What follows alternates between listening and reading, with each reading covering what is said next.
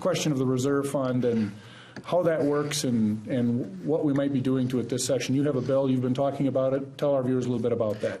A couple of things, and in fact, Lynn could speak to this as well. I chair the Senate Finance Committee, so I'm Lynn's counterpart in the Senate. And we've been through these ups and downs now for the last number of years, whether it be the high surpluses of the late 90s into the first part of the decade, and obviously the deficits the last 10 years. And if you want to have some fiscal stability in the state and not have the yo-yo effect that these budgets have had, you need to build up a reserve to protect against difficult times. Any business will have some type of reserve. Families will have a reserve. And obviously, a government needs a reserve. The figure that we have for the reserve now in statute, the $653 million, was established in 2001, has not been increased, although the budget's gone up significantly since then.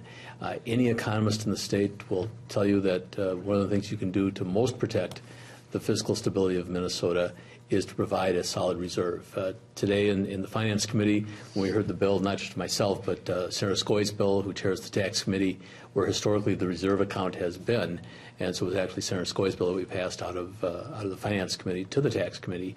We had the testimony not only of Commissioner Showalter, the Commissioner of Management and Budget, but also Dr. Tom Stinson, who has just retired as the state's chief economist, somebody I think is probably the single most valuable person I've ever met in state government. And he testified about almost the mandatory need to increase the state's budget reserve. I'm optimistic that we'll take the number. It'll go through the legislative session, be approved by the governor, and again provide that much more stability so we can start to build back our bond rating and again not have this kind of up and down effect we've had with the state budgets over the last several years.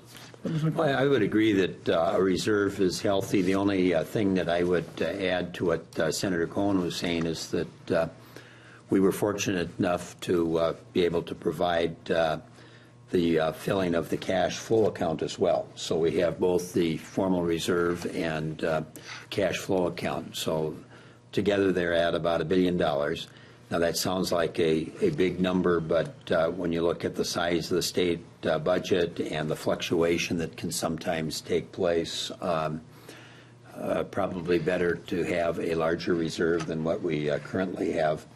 I was at a conference a short time ago, and the Pew Foundation had studied the reserves in various states, and quite frankly, Minnesota was a bit on the low side in terms of the size of our budget and how much is in the reserve. Any thoughts on this, Representative Ernest?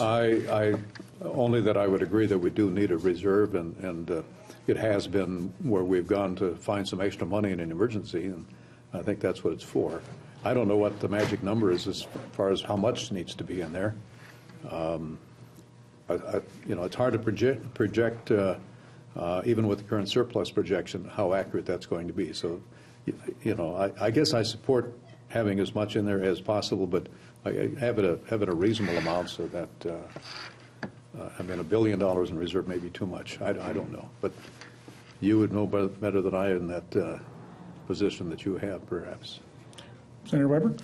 Well, thank you. I think I don't think there's any question that there needs to be a reserve. Certainly, as we look at the surplus, we recognize that surpluses come and surpluses go, and as a result of that, we need that reserve. I think also, however, we need to take a look at what has created that surplus, and I think so far, the House has passed. Repeal of the business-to-business taxes that have been talked about. So far that hasn't been accomplished in the Senate. And yet we need to remember that that money came from the people, and I think where we can repeal the necessary taxes, I think we need to do that. The other thing I think we need to be careful of is there are many bills being introduced that also initiate new programs in which to spend some of the surplus money, and I think that's a dangerous path to go down, is to initiate programs that are financed by what really are one-time monies at this point in time.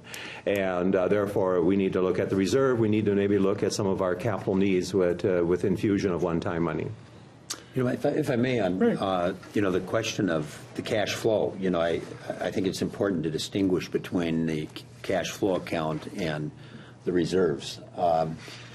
if you don't have an adequate cash flow account, you might have to end up with short-term borrowing and different things to pay the state's bills. Revenue doesn't come in evenly. You know, we'll get an influx in April, yeah. for obvious exactly. reasons. And so that's the purpose of the cash flow account. And I view the reserve as a little different. So when I used a number of $1 billion, that was combining the two, but they do have different purposes.